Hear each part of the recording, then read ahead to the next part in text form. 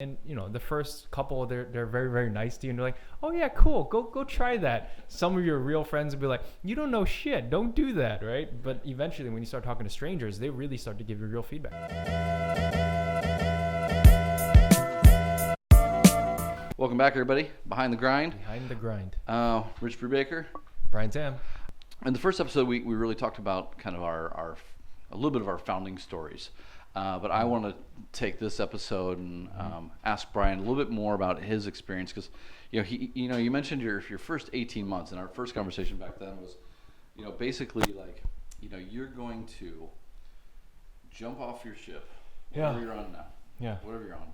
That first 18 months can be gold, because your friends are going to be like, hey Brian, I got these projects for you. Hey Brian, would you mind quoting this? Hey Brian, I heard that you can do, because you're top of mind. After that, totally different story. But before we get there, tell me, back it up. What were you doing before you jumped into Let's Make Great? Right. And what gave you the confidence to make that jump? So I don't think I really had that confidence. I don't know if it was really that good of a decision. I mean, it was just on paper, complete ridiculous, right? I mean, I don't have the degree to do anything related to creativity. That's basically what we do, creative consulting, right? I don't have the design degree, art degree, some sort of anything related to that, creative marketing degree, not even marketing, right? I don't have a higher education, a master's or anything like that. I didn't have any resources saved up from like all my past work experience. I don't even speak Chinese that well here. There was every reason not to do it. It just didn't make any sense. It was I wanted to do consulting. I had never done consult. I didn't even know what that really meant. Okay. And so it was 100% absurd to do, to take that leap. So then what gave you the confidence to take the leap? What was going on in China, entrepreneurship in general, that made you think like, I'm jumping into a pool that everyone else is in, and I'm okay with that? I didn't think about everyone else. It wasn't that was not a key motivator for me. It was just finding out what I was passionate about and trying to pursue that a lot more. And so I was working in a leadership development company, a small 4-person shop. I was the marketing person there, and it was a good experience. I learned a lot in those 2.5 years, but I needed to stretch my wings. I needed to flex a little and see what I was really, really capable of. And I was 29 at that time. I think going back to the idea of like, was it external or was it internal? I was 29. I was thinking about my next decade, right. And this was I needed to make a change, because that last decade. So I was like 29, 30 when I first started my thing. It's a turning point. How dumb were we? I think it was the best decision ever. I absolutely I would have done it again. It's everything that I learned so much from taking this leap. And so what I tried to do, not having any real experience, was I tried to find opportunities that would allow me to practice and develop some aspect of the thing I wanted to do. So if it was mentoring startups, then I went to some hackathons and some startup weekends, right? And there I got my first taste of like being around other entrepreneurs and working with them in an indirect way, not on their business, but with them in their business and up to a certain extent, right? So what year? This is like 2010? 12. 2012. Yeah. So, I mean, that was a really interesting time for China, because it was kind of post-financial crisis. The U.S. was just in the dumps, right? Like they just got punched in the gut. They had not recovered, but China was on fire. And I keep saying, like, we did not feel the financial crisis here. Like, they just threw so much money in. So I guess, what would you have done if you'd stayed in the States? Well, I had already left the States before the financial crisis, and so I was here the entire time. I think if I were in this, I mean, it's very. I try not to think in hypotheticals. Okay. I think hypotheticals don't work. If I did that differently, well, everything would be different. So how do you even begin to talk about that, right? But just to entertain the question, it's really, really hard to think about. I probably would just be inside some large company. I started in a massive company as a kind of an intern, then an analyst and a project manager in like the first couple years of my career, and I didn't find it satisfying, which is why I came to China, right? And so that's why I have a hard time continuing that thought. Like, what if I just endured that kind of dissatisfaction. Is that the question? Yeah. So continuing with hypotheticals. Yeah. Since you like them so much, like at the time, 2012. I mean, entrepreneurship in China was really just, it was taking off in a way that we had not seen before. So, hypothetically speaking, was that an environment that was easier to jump into? Like, were you at the top of the building, like, I'm gonna jump, and it was like, jump, jump, jump, and that helped you, or? I would say again, no, because my friends at that time were not entrepreneurs. They were people working in companies, and they completely didn't understand what I was about to do. First of all, like, creativity consultant, what are you going to do? Is that really a thing? You have no experience doing this. Do not do that. You are an idiot. You don't even own Post-it notes. Yeah. Dude, what are you gonna do with that, right? So, and you want to charge how much? They literally said this to me. It's like, no, why don't you lower your fee and see if you can get more projects? And I'm like, that's not, I have my standard. I'm working towards that, right? And so most of them did not understand. Almost everybody around me didn't understand. But to your point, I think in the news, in the what you see on online, there was a lot of hype around entrepreneurship that was starting up, right? The whole startup phenomenon was starting to take off, and so that, I guess, incepted my mind a little bit. Okay, so I'm not sure. You had no confidence in yourself. You had no skills. Yeah. Your friends didn't support you. Yeah. Did you have a family background of entrepreneurship that you were like, but no, it's okay to be crazy? Mm-hmm. It turns out I do, but again, that wasn't in the front of my mind. I guess a lot of this is just saying how unconscious of the things that were happening to me were, how unconscious all this was.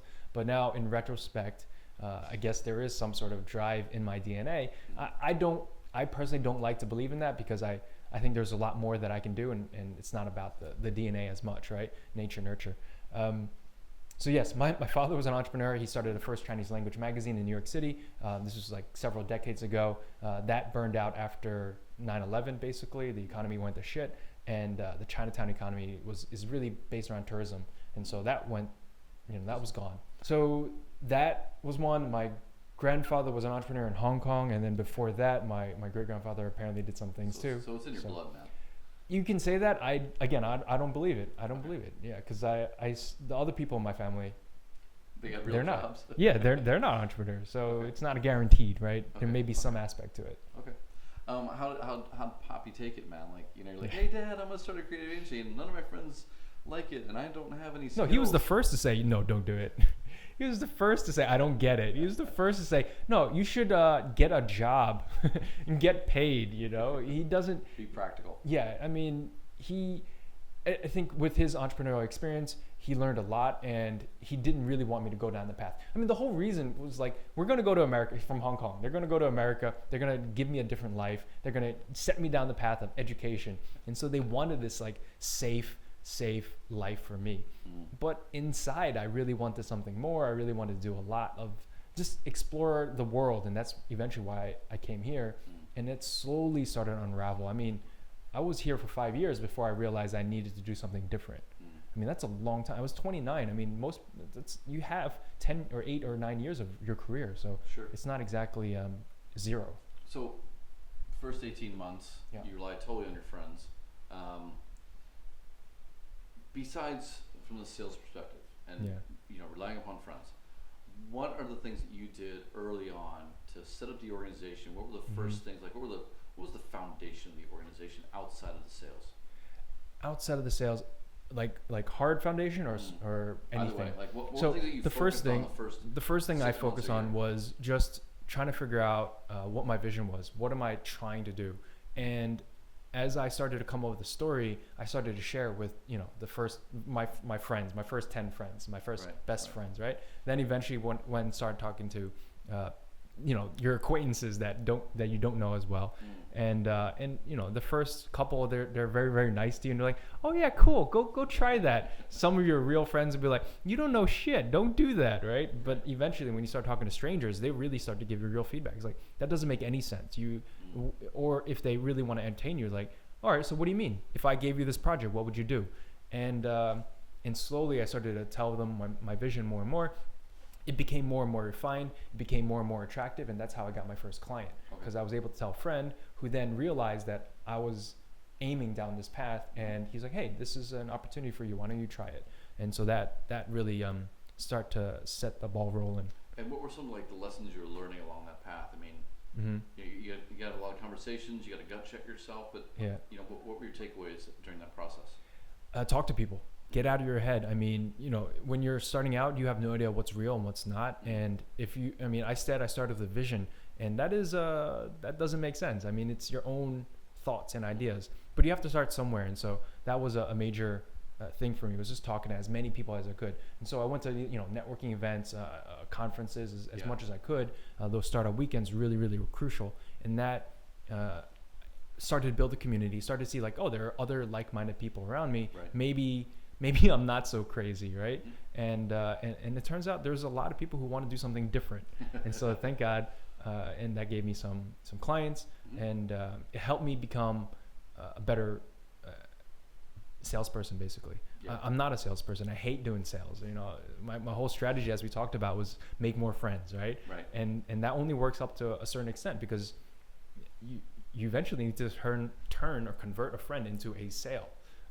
And it sounds weird to say it like that, but it's the truth. I mean, it's business, right? I mean, you can still be friends as a core. So how did you make more friends? Yeah. And how did you convert them into sales? Okay, so the first thing was, as much as I talk about myself right now, when I'm meeting people in real life, I'm a lot more interested in them. And I think that really taught me a lot of just, as I was talking to them, I started to understand what were the pains and what were the difficulties that they had in their business.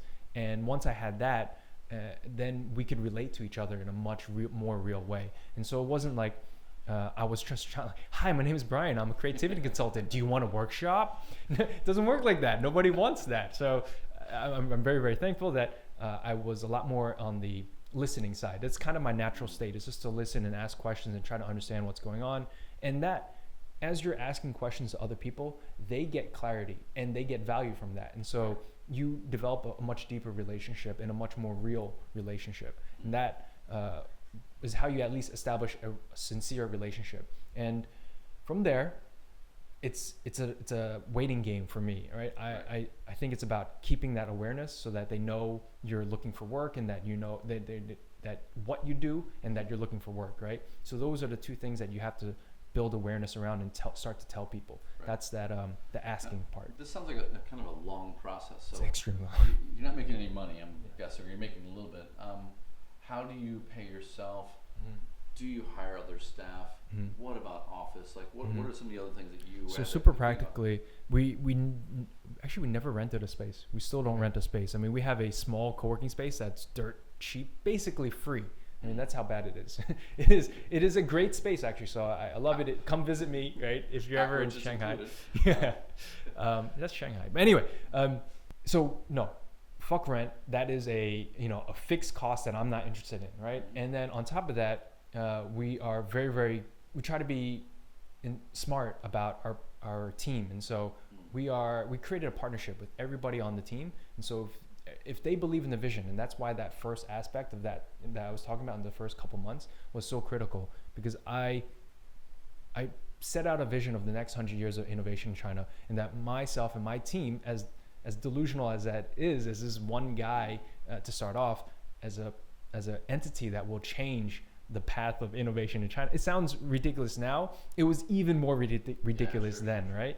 But this was 2013, 2012, when the news about China was not always positive about their innovations. There was not a lot of new technologies coming out. And so people were critical. And I think we all like to help the underdog. I think there's a huge aspect of that. And so that vision helped me attract partners who were real partners and weren't trying to take salary, right? And so we took all the fixed costs out. No rent, no salary. We would just share all our revenue, and we really were in it together, both emotionally for the vision and also with the financial aspect.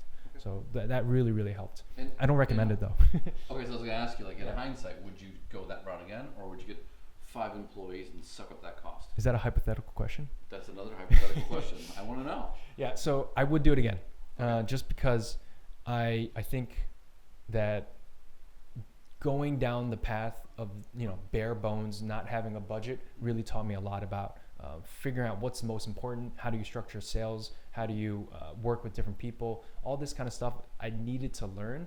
And if I just had a huge investment, or even a moderate investment for a consultancy, I would have just been paying people, and I wouldn't have been learning the key things that a business person needs to learn. And you can't learn that. I know myself, I'm an experiential learner, and this was the only way I could learn. So but you say you wouldn't recommend it, so why wouldn't you recommend it? I wouldn't recommend it because it's not, as I said, I know myself, I am a little bit more of an experiential learner. Mm-hmm. Not everybody is. Some people just get it, and they're like, yeah, I'm going to take that investment, so I don't need to learn the hard way because I know I have value in these things, and I don't need to do the grunt work myself. But for me, if I don't do the grunt work, I don't understand what's happening. Right. And so it becomes intuitive after you go through it, right? At the same time, if you are a little bit more theoretical, and you have that business acumen that you can play the game, or innovation acumen, all right, fine. Then take some investment. There's no shame in that. I mean, sure. if that's the game that you're playing, but it wasn't the game that I was playing, right? So that's that self-awareness that is super key.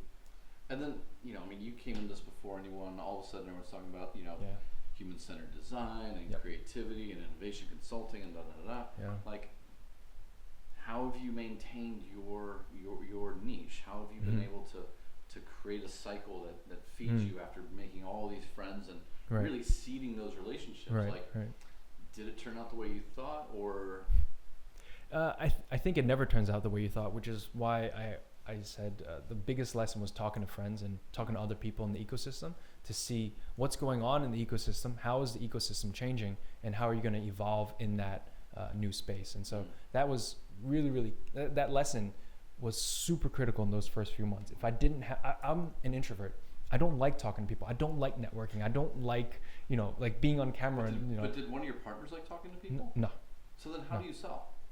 Because someone's got to like talking to somebody. Yeah, I figured out the trick was to ask questions and listen to what they're saying rather than trying to sell. Right. I think if they don't trust you in that first interaction, you're just not going to get much out of that. So that also like plays well for social media a lot. Mm-hmm. So with social media, did you find actually like in real life more challenging than social media, or was like, how did you find a balance there? I hated social media to start. I just thought it was a waste of time, and so I didn't really start to deploy it until about 3 years ago, and then I've been kind of hardcore, as hardcore as I think I could be over the past 3 years. And I think it was great to do it in person first, because then I understood people that I couldn't see anymore.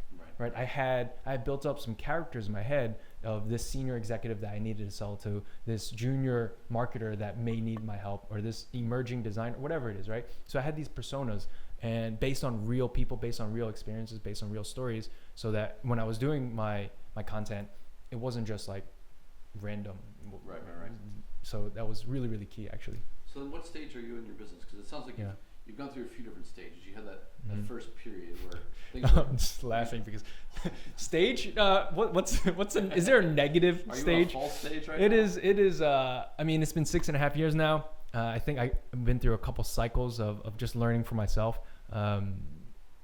There were some great ups, and we earned some pretty good money, I think. But then now the economy is taking a hit, I think, and we're adjusting to that. And so we are adapting, right? So then, talking about success, your first 18 months, probably different definition than now. Right. What was your initial one, and then how has that kind of changed over time? What are the goalposts you look at now? Well, the first one is just like surviving, right? And I think that cannot be understated, because when you're so much in your own head, when you're an introvert and you're trying to share a message out there, you don't know how well is it going to land. And that is the first aspect. And then for me, I had to figure out how to run a business, because I had never done that. I had to figure out how to write a proposal. So first, I guess 2.5 years was just learning. The second 2.5 was then maximizing what I learned and starting to apply that. And that's when Proto, the card game, came out, right?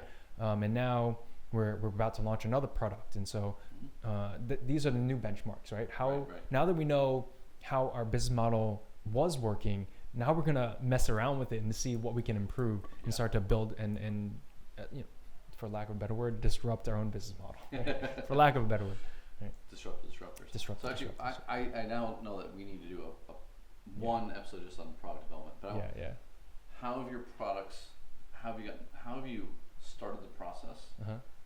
When do you know when to let go of a product and move on to the next thing? Yeah. What are some general principles that you've kind of taken away from the last 6.5 years? So the first one that we created was Proto, and it took 2 years to develop with the community in Shanghai.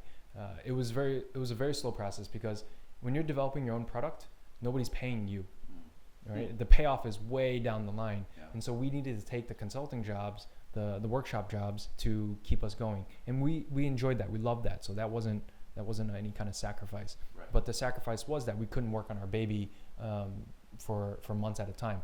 And so there were, lulls where nothing happened, and that was a major lesson. So taking action, but consistent action, and though it's no joke how important a good prototype is, or any prototype is.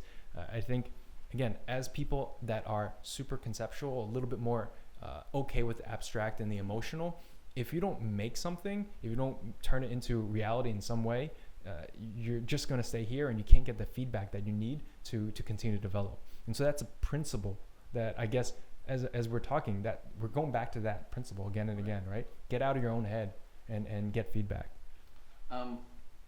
There's a lot there. But actually I want to talk about organizational structure and like in that vein. Then you start off as a partnership. You're still a partnership. Yep. How has the organization itself developed? Like, have you tried to create silos? Like, look, this is the program division, this is this division, and we have a back office, and we have this. Yeah. Or are you constantly working as like an A team? Yeah. Developing stuff. Yes. And then just. Yeah. That's it. We consider the way I conceptualize the team right now is that we're a SWAT team, that we're a creative SWAT team that will be set into a location to help a client to solve some sort of problem and rescue them and take them through the jungle, right? And build something. But in the beginning, it wasn't like that. It was like who is around that has at least the same vision. It wasn't as much who has the same skills or even relevant skills. Because I believe that you could train people up to do things, right? And that's what we do is training. So one aspect of what we do is training. But you were talking about like how it was really tough to kind of like stabilize things. So team now. Okay. Should you be looking now at like having a proto team? Like you guys conceptualize all this stuff, but then you can pass off the football to just the people who are just good at running, right? They're not scanning the field, they're not in the bleachers. Yeah. Like if you look back 18 months, like the first 18 months, because you just loved it. Like it was. Yeah. You loved being in every single detail. But should you still be there after 6 years? 10 so, years? I mean, that's the learning process, and I'm starting to detach myself away from a lot of the work that needs to happen. For example, Proto's going to come out in Chinese this year, supposedly. But look out for it. It definitely will. And because of my limited Chinese abilities, I can only do so much, right? I mean, I was able to take the games as far as it went in the past couple of years. But now, there's only a certain aspect that I can handle and a certain aspect that they need to carry on with. And so that's what is evolving, right? And so at the same time, while they're developing this product, I'm also developing the next product and the next set of products. So then I'll kind of wrap this up. What are like the 2 or 3 things that you've held on to the entire time? Like when you entered this, you were super passionate, you really want to get it done. Like what are those 2 or 3 things that you still like, I'm the same person? And then what are 2 or 3 things that have changed in that time as well? Like, no, I don't need to focus on this, or I need to look at this differently now that we've been going through. Like you've seen this before and you know. Yeah, I think I was always very, very conceptual, but I didn't even know that I was. And so as I continue to go down this path, I realized more and more about myself, and at the same time, what I learned on the other side is that I need to have some antidote to that. I need a real dose of practicality, a real dose of reality, and that's kind of what I'm preaching to people. Is I think school's great to a certain extent, but it trains you to work in a certain way. Entrepreneurship is not school, right? Innovation is not school. It is so not about critical thinking and academic theory. Not just about that. There's sprinkling of it, but it's so much more about taking action and being out there in the market with your customers, with other people. and that was one thing that I learned. But at the same time, being this theoretical guy, being this philosophical guy, I started to see that more and more about myself, and I think that is something I've kind of doubled down on now as I, a couple years into it. Another one,